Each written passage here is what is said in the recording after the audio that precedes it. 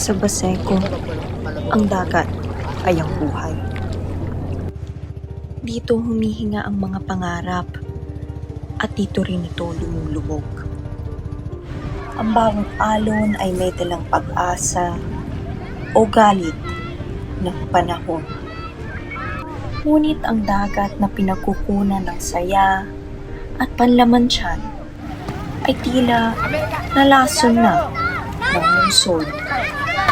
Wala akong pinag-aralan kaya doon lang ako napunta sa pangingisda. Kaya yung mga anak ko, yung pinag-aaral ko, sila lang ngayon kahit mag-aaral lang sila maayos, huwag na gumaya sa akin. At nalaman namin na meron palang nagaganap na paghuli doon sa mga mangingisda.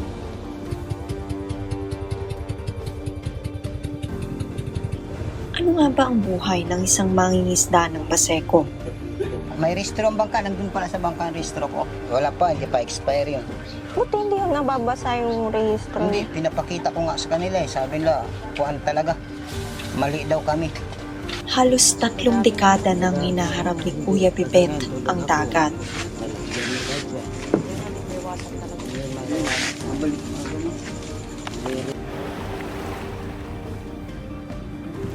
Kasangga ang kanyang bitbit-bitbit na sugatang lambat. Araw-araw siyang pumapalaot para matustusan ang pangangailangan ng pamilya niya.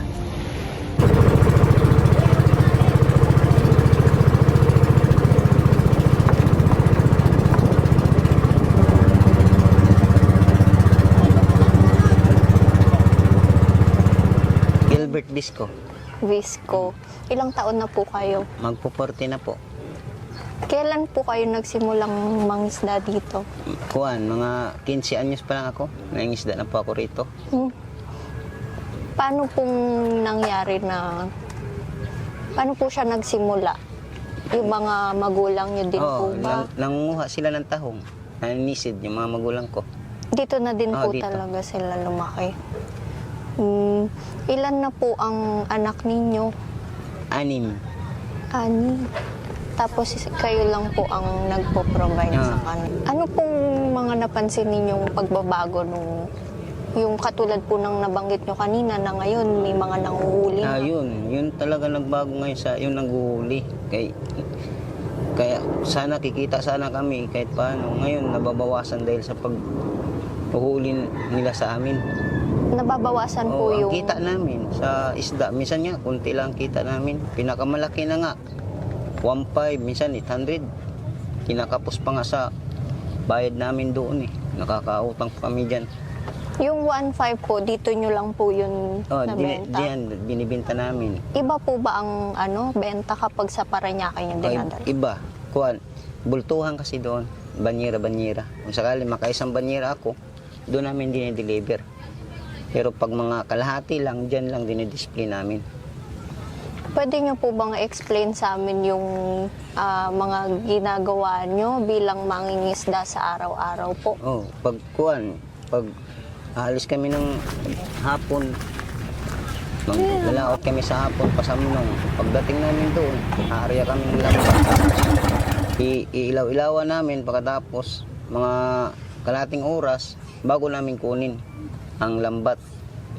Tapos pag minsan mga konti lang, lilipat kami ng ibang mga medyo malapit lang din lilipatan namin, aarya kami uli. Pag wala talagang mahuli, uuwi kami, pahinga tapos kakain. Tapos babalik na naman kami. Nagtsatsaga lang kami doon kahit konti lang huli namin. Kaso lang, yung nanguhuli nga, yun ang kuha namin, yung dapat taga Parañaque naman sila, dapat hindi sila nanguhuli rito sa Metro Manila. Sa Parañaque sila Doon kami dinadala. Pag nahuli kami dito sa harap, dadaling kami doon. Dinadala ho kayo doon? Parañaque. Doon na kami magtutubos. Kinukuha ho yung bangka niyo? Bangka. Sumasakay sa amin yung Police Maritime. Tapos matapang pa nga yan sa amin Pag magpaliwanag kami, nagagalit pa. Tumatahimik na lang kami, tapos sumusunod na lang kami doon sa kanila. Siyempre, may mga baril yun. Magkano ho yun? 3,000 ang tubos. Kinukuha nila. Minsan binabawasan nila. Tapos ang iba, inuuwi na lang namin. Mga magkano ho usually ang kinikita niyo kada ano niyo? Depende lang ma'am kung magkano huli ko. Minsan kasi wala talaga. Minsan pinakamalaki talaga 2,000. Kanya yun ang pinakamalaki pag makatsamba ka. Pero pag minsan wala, minsan 0. Minsan bali, ang karamihan talaga wala. Pero tiyaga pa rin kami doon sa laot. Minsan sa 3 palaot namin, may isa nun makakatsamba kami isang bisis. Bawi rin din sa gasolina. At least may ulam kami sa araw-araw. Ang importante lang sa ulam ba. Ngayon, kaysa bibili ka ng ulam, magkano ulam ngayon? 70. Di, sa isda, makakatipid ng mga anak ko. Kayo ho, bago ho kayong mangisda, ginusto nyo rin po bang mag-aral sana? Kasi nabanggit nyo po kanina. Oo. Po kayo. Nag-aaral ako noon sa Cebu. Grade 2. Yung natapos ng grade 2, pag grade 3 ko, hindi ko natapos kasi medyo mahirap na yung leksyon na eh. Puro yung dugtong-dugtong ang sulat nun. Ang ginawa ko, di na ako pumapasok. Yung parang tumatakas ako sa school. Ang ginawa, dinala ako sa probinsya ng mama ko, Samar. Para doon ako mangisda doon. Maraming pangisda na doon Samar. Doon ako natuto talaga sa pangisda. Dating ko sa Manila, yun. Yun ang ginaya ko, pinupusa ko ng pangisda rito. Ang karagatang dapat tahanan ng libo-libo mga isda at tirahan sa marami pang lamang dagat ay nagmistulang tahanan na ng mga basura. Ang sabi pa nila, dito dumadaloy ang mga dumi galing sa mga palikuran. Dilim ang kalaban ni na Kuya Pipet at ng kanyang mga pamangkin na sina Jesly at Colette. Sa bawat hagis ng lambat ay lakip ang dasal na sana may huli at hindi sila ang mahuli. Hindi nila kasi maintindihan yung buhay namin dito eh. Akala nila, mapira kami. Tama lang naman kita namin sa pangisda. Kunti na lang kinikita namin. Pagkain nila sa mga anak, napupunta pa doon. Minsan nga, yung nahuli ako doon, naglakad pa ako sa sakayan ng bus para makauwi dito. Kaya minsan, di namin maintindihan yung mga taga roon eh. Pero dito sa amin, okay lang. Di naman ang huli sa amin. Di nang huli dito, okay lang naman sila. Andun lang talaga sa Paranaque. Yun, di nila maintindihan yung buhay namin, mga isda eh. Pasensya na kayo, umiyak ako kasi.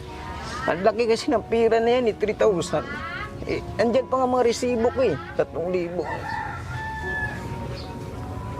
Mahirap din kasi maghanap ng pera ganyang kalaki. Tila may linyang pumapagitan sa dalawang magkaibang lugar na pinagdudugtong ng iisang karagatan. Mula sa umpisa ay matatanaw ang siyang hangganan.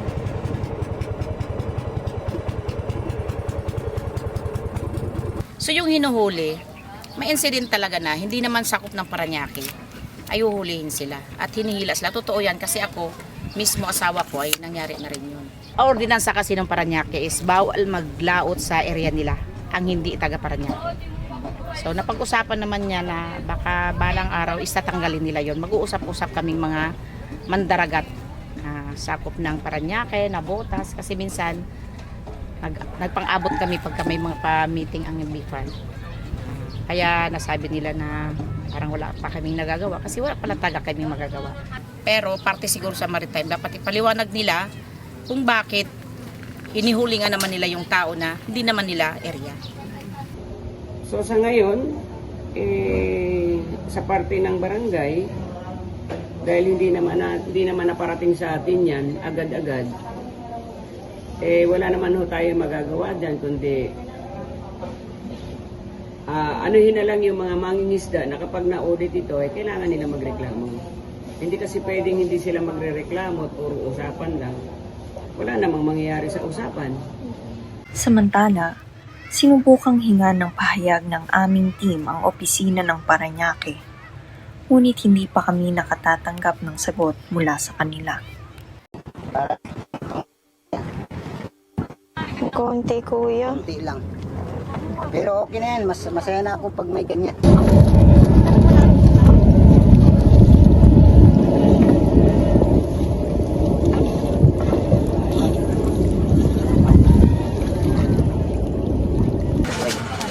Basa na natin pa. Uy.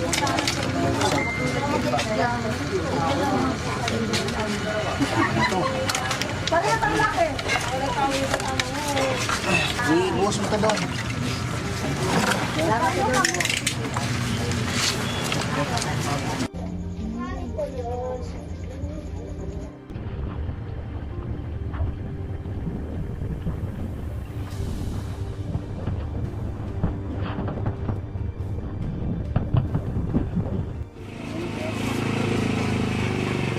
Muli, magkape na lang para kahit paano bawas-bawasan yung pagod.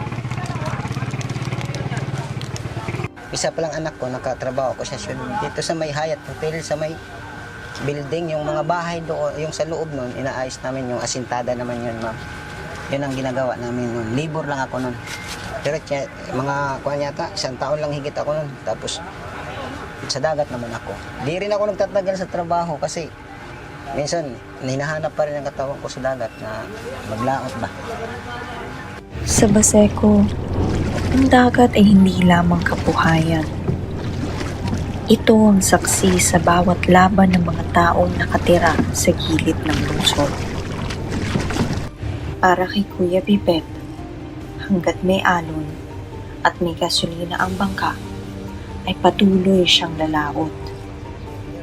Hindi lang din dagat ang buhay ng Baseco, kundi pati na rin ang mga mandaragat nito. Kung medyo matalino ako, baka ngayon hindi ako mandaragat. Baka may negosyo, trabaho yata ako.